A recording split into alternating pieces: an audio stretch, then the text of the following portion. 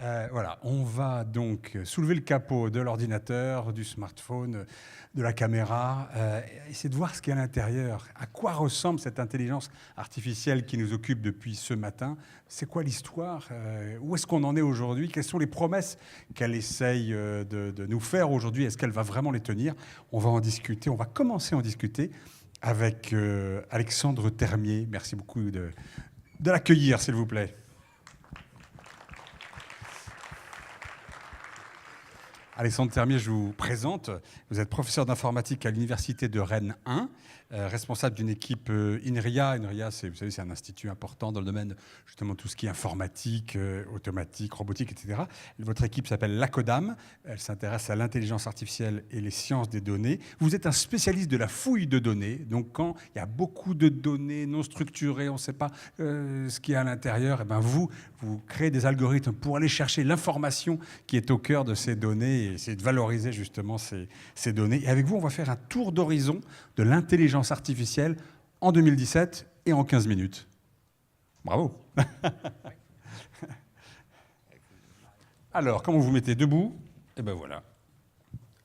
Voilà, merci. Alors, le tour d'horizon en 15 minutes, ça va être vraiment très très chaud. Je ne sais pas à quoi j'ai pensé quand j'ai fait le titre, donc on va choisir quelques parties qui peuvent être intéressantes. Je vais vous parler en particulier d'une partie de l'IA qui est un petit peu médiatique, et puis d'une autre qui pourrait être particulièrement utile dans le monde de l'agriculture. L'IA, c'est l'intelligence artificielle. Pardon, excusez-moi. Intelligence artificielle. Maintenant, c'est dit, c'est fait, c'est bon, c'est bon. Mais d'abord, on en entend beaucoup parler, donc vous en avez entendu beaucoup parler aujourd'hui. Vos journaux vous parlent régulièrement d'intelligence artificielle. Là, j'ai fait un petit panorama sur des journaux français en anglais. On peut essayer de voir un petit peu un début de définition.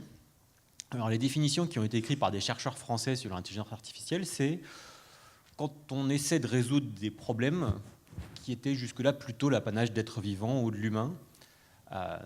On commence à rentrer dans le domaine de l'intelligence artificielle.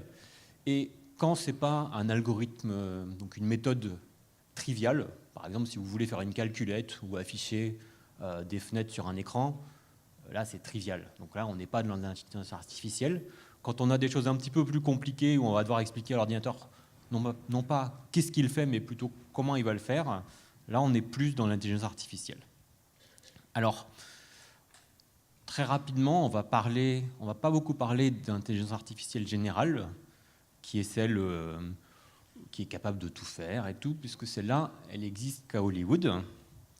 Et vous pourrez, sur ce sujet, revoir, il y a encore eu récemment une intervention du chef du labo d'IA de Cambridge, Oxford, au Parlement britannique, qui a dit ça, on en est très très très loin, sauf dans les films hollywoodiens. Mais là où on est très fort, par contre, c'est en intelligence artificielle dite étroite, c'est Neuro AI en anglais, c'est-à-dire on a une tâche précise et on va essayer de faire une méthode qui résout bien cette tâche précise. Cette méthode sera strictement inutile sur toutes les autres tâches, elle ne s'adaptera pas à quoi que ce soit, mais au moins elle est bonne pour faire cette tâche-là. Et c'est ce qui vous permet d'avoir des machines qui gagnent au Go, des machines qui font de la reconnaissance de visage, de la traduction automatique dont on est bien content de l'avoir de temps en temps, et ainsi de suite. Alors, tout d'abord, pour parler un peu des IA médiatiques, on va parler des IA de jeu, puisqu'elles ont beaucoup fait parler d'elles récemment.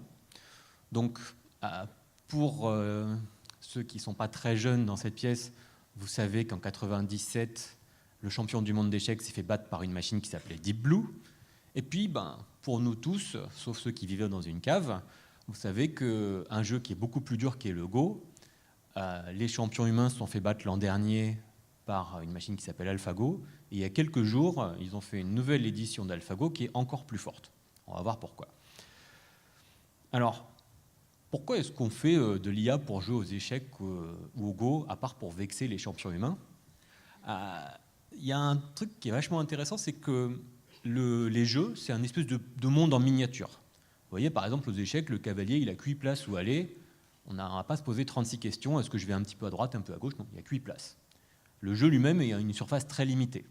Donc en fait, c'est un monde qui est facile à mettre dans un ordinateur. Et on n'a pas de questions philosophiques à se poser non plus. Il y a un seul objectif, c'est gagner le jeu. Et donc, dans ce tout petit monde où on a un objectif très basique, eh ben, en fait, ça demande quand même des stratégies un peu compliquées pour y arriver. Alors, nous autres humains, on a nos propres stratégies.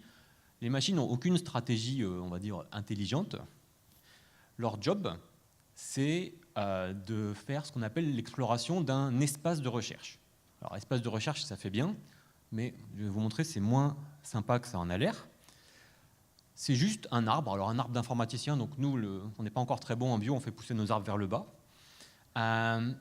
Vous voyez, j'ai pris le jeu du morpion, c'est un peu plus facile que le Go. Vous commencez avec une grille qui est vide. Le joueur bleu, il a 9 choix pour mettre son pion. Donc mettons qu'il le mette au milieu.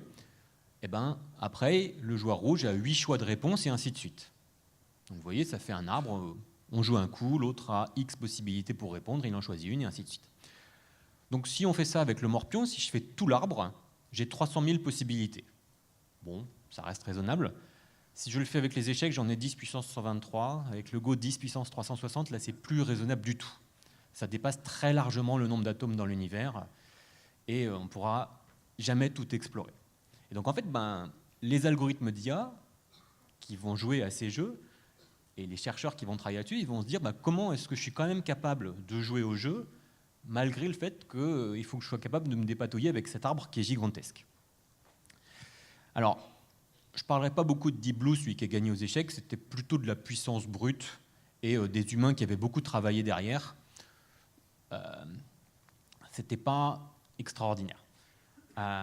AlphaGo, c'est beaucoup plus sympa parce que il avait un arbre beaucoup plus gros, un espace de recherche beaucoup plus gros à gérer, et pourtant il a réussi à bien le gérer. Ils utilisent une méthode qui est un peu moderne, il n'y a pas d'humain qui lui ait expliqué comment jouer au Go, ni qui lui ait dit qu'est-ce que c'est qu'un bon échiquier de Go. On lui a donné les règles du jeu, et en fait il utilise des tas de simulations, où il joue plein de parties, mais un peu bêtement. Et au fur et à mesure, en jouant cette partie un peu bêtement, il apprend les endroits où il a vraiment intérêt à jouer et les endroits où il n'a pas intérêt à jouer. Et il utilise des techniques statistiques qui vont l'aider à se guider. Donc ça, c'est une des parties. Et puis l'autre partie d'AlphaGo qui est sympa, c'est qu'il a regardé beaucoup de parties humaines. Alors quand je dis regarder, c'est avec des guillemets. Et il a utilisé des techniques de réseau profond pour essayer d'apprendre qu'est-ce que c'est qu'une bonne situation de Go, et quand il est dans telle situation, où est-ce que ce serait plutôt bien d'aller. Donc c'est ça ce qui est bien dans AlphaGo. Et donc le tout nouveau, qui est sorti là, le AlphaGo 0, il n'a même pas vu de partie humaine. Donc pour lui c'est encore pire, hein. Il a commencé de rien. On lui a dit, voilà les règles du Go, débrouille-toi, joue contre toi-même et puis apprends. Et il a réussi, donc en partant de rien, à découvrir, au début il a fait n'importe quoi, et puis il a dit, là quand je fais ça, ça a l'air de plutôt marcher, quand je fais ça, ça marche pas.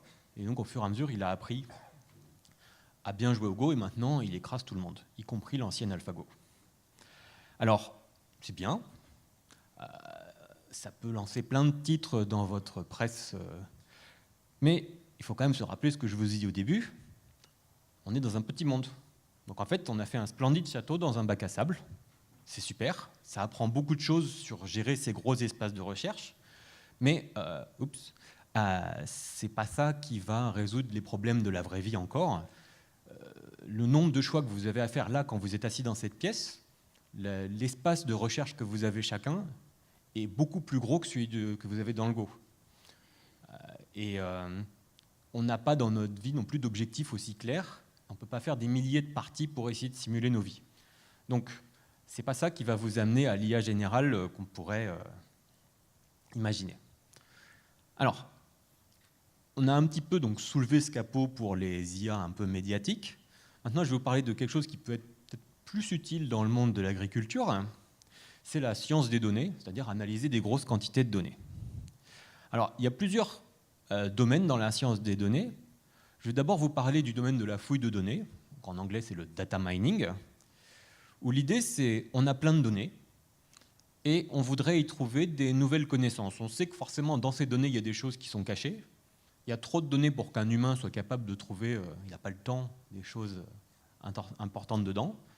Et donc, on essaie de trouver des mécaniques algorithmiques pour trouver ça, en tout cas nous aider à découvrir ces connaissances. Donc, par exemple, ça peut être trouver que certaines données se regroupent bien ensemble. Par exemple, si vous avez plein de traitements plein de patients qui ont eu un traitement, c'est peut-être intéressant de voir que, il y a un groupe de gens qui a réagi comme ça, un autre groupe de gens qui a réagi comme ça, et quels sont leurs points communs, leurs différences. Une autre chose qui est importante, c'est la découverte de motifs, c'est-à-dire trouver des régularités dans les données. Et dans l'autre sens, trouver des anomalies. Alors je vais vous en dire un petit peu plus sur trouver des régularités. Donc vous voyez, je vous ai mis une suite de symboles avec des carrés, des ronds, des triangles. Et elle a l'air, je pense, raisonnablement au hasard. Mais en fait, si vous regardez bien, vous voyez que carré, rond, triangle, ça se répète 4 fois. Donc vous voyez, en fait, c'est pas tant aléatoire que ça. Et si on oublie la deuxième répétition de cette séquence, vous voyez que ça apparaît même tout le temps avec le même écart, donc c'est périodique. Donc en fait, ça nous donne une forte indication sur la façon dont mes données ont été construites. Et on peut aussi voir, on peut trouver d'autres, ça on appelle ça un motif ou un pattern, et on peut en trouver d'autres, par exemple que souvent le rond est après le triangle. Alors, le Go, c'était compliqué, ça c'est pire. Trouver ce type de régularité, là je vous ai fait ça avec des symboles, donc il y avait 3 symboles, le carré, le rond, le triangle. Si je fais ça, donc ça on peut le faire, c'est souvent quelque chose qui est utilisé pour analyser les données de supermarché. Si je fais ça sur des données de supermarché et que mon supermarché a 100 000 produits, là mon arbre il fait 2 puissance 100 000. Donc c'est vraiment, vraiment pas drôle. Et ça c'est un premier problème. Et puis même si je réussis à trouver mes patterns, là, mon carré, mon rond, mon triangle, on peut supposer que c'est des produits de supermarché, on peut supposer que c'est certaines conditions météorologiques ou autre chose. Une fois que j'ai trouvé ça, qui va me dire si ce que j'ai trouvé c'est intéressant ou pas? J'ai trouvé, c'est bien, c'est dans les données, je peux le montrer, ça se répète, mais qu'est-ce que j'en fais? Et donc, il faut demander à un expert humain. Donc, expert humain, vous savez, c'est les gens qui n'ont pas le temps, qui n'ont pas envie de regarder. On leur donne une liste de 3000 trucs, ils n'ont pas envie de les regarder, on ne comprend pas. Et donc, non, ça ne marche pas. Donc, en fait, il y a eu beaucoup de travaux qui ont été faits. Actuellement, les challenges actuels, c'est d'une part être capable de calculer rapidement tous ces résultats, naviguer dans cet espace qui est encore pire que celui du Go, mais ça, on a fait pas mal de progrès. Mais ça ne suffit pas, parce qu'en fait, on a une petite tendance à sortir beaucoup de résultats. Et donc, l'autre chose, c'est d'essayer d'utiliser des théories mathématiques pour essayer de dire, il y a beaucoup de choses qui se répètent dans les données avec beaucoup de règles différentes de répétition, c'est périodique, c'est pas périodique. Si je devais dire à un expert humain, OK, je voudrais que tu m'en regardes 10, quels sont les 10 que je veux lui montrer?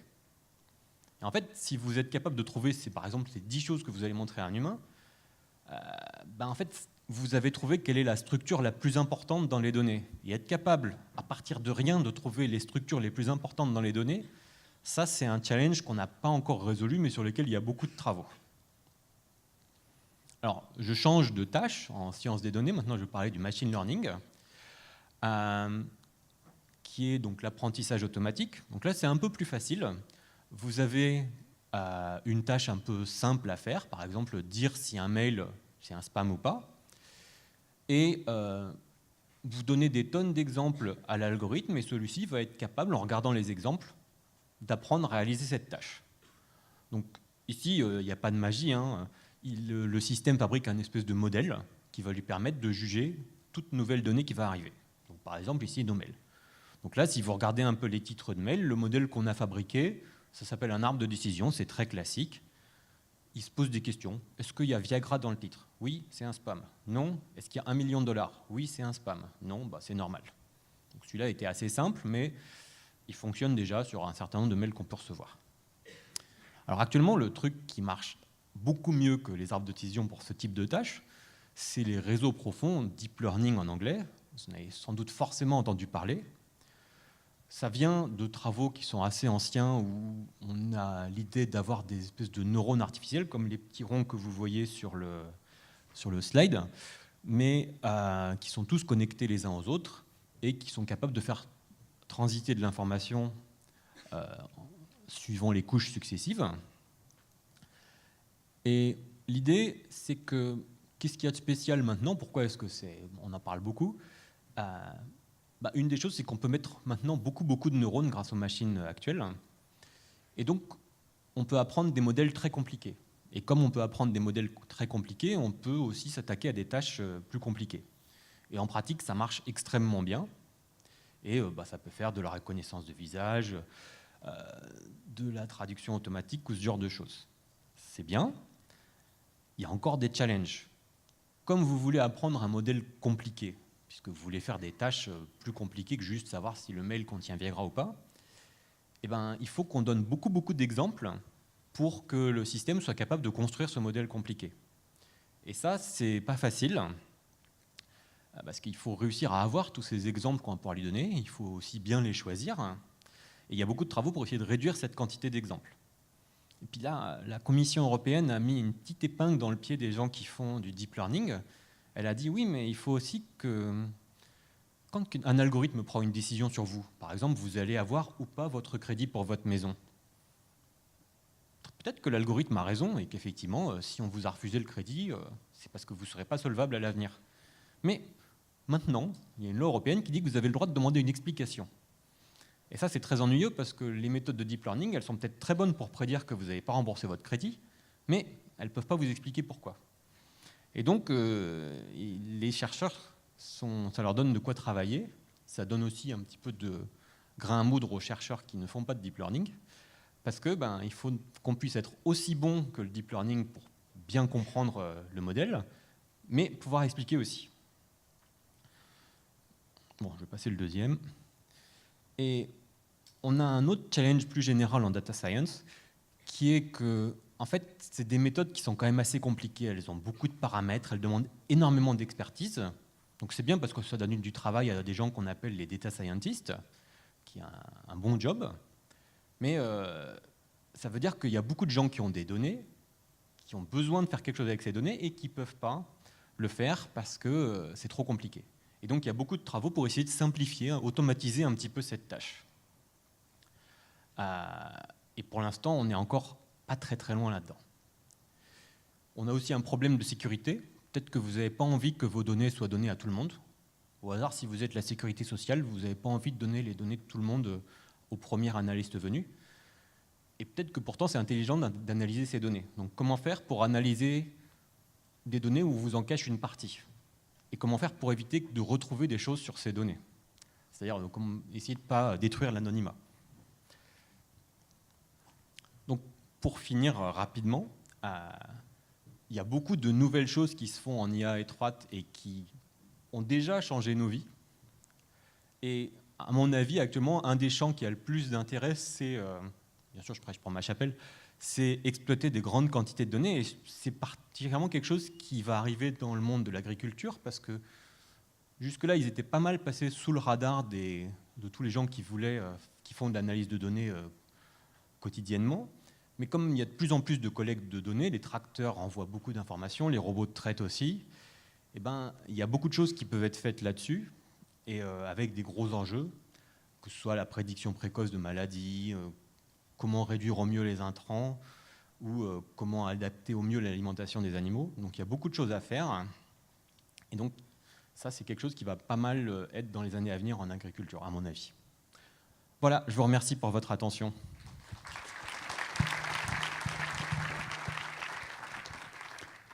Venez nous rejoindre, Alexandre Termier. Juste une petite question avant d'entendre le prochain intervenant, et puis ensuite on aura du temps pour les questions et les réponses. Oui, c'était incroyable cette histoire d'AlphaGo. Là, c'était il y a quelques temps, l'année dernière, si je ne me trompe pas.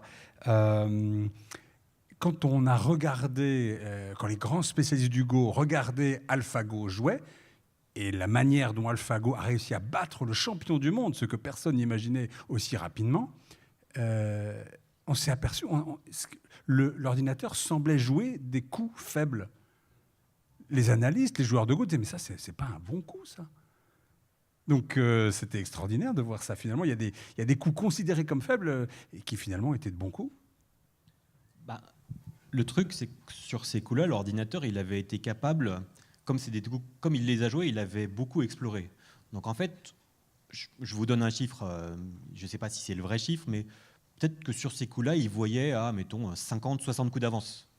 Donc bien sûr, ça pouvait avoir l'air complètement stupide, mais il savait que dans le futur, ça allait l'amener dans une bonne situation. Et non seulement ça allait l'amener dans une bonne situation, mais ça mettait l'adversaire dans une situation où il aurait plus de mal à sortir des bons coups. Donc, Alors, donc l'ordinateur est capable de jouer énormément de parties contre lui-même, avec des paramètres tout à fait subtils, différents à chaque fois. Donc il joue finalement de mieux en mieux. Et finalement, il a réussi à battre tout le monde. Et la chose incroyable que vous avez dite, c'est que oui, l'ordinateur est capable de battre les meilleurs hommes, ou femmes évidemment, mais il est incapable de nous dire comment il a fait. Et ça, c'est quand même très frustrant, non? Il ne peut pas nous apprendre. Il ne peut pas nous apprendre, non, effectivement. Enfin, disons que c'est compliqué. Je pense que si vous prenez les experts et que vous leur laissez suffisamment de temps pour essayer de... On va peut-être pouvoir avoir une idée que, ok, peut-être telle grille de Go, il a appris que c'était un peu mieux, mais c'est difficile. Mais effectivement, de toute façon, toutes les méthodes, en particulier ces méthodes à base de deep learning, elles sont... Vous avez des milliers de neurones. Chacun, en fait, c'est une espèce de petite fonction mathématique. Il faut imaginer qu'il y avait comme un petit potentiomètre aussi avec une valeur dedans. Je simplifie brutalement. Hein. Et donc, vous êtes dans un cockpit d'avion avec 1000 boutons ou 2000 boutons qui ont été tournés d'une certaine façon. Oui, ok, on les voit tous, mais pourquoi est-ce que ça a fait ça? C'est compliqué. Ouais, c'est assez fascinant quand même, cette intelligence artificielle et puis ce deep learning. On va continuer à ouvrir le capot en se posant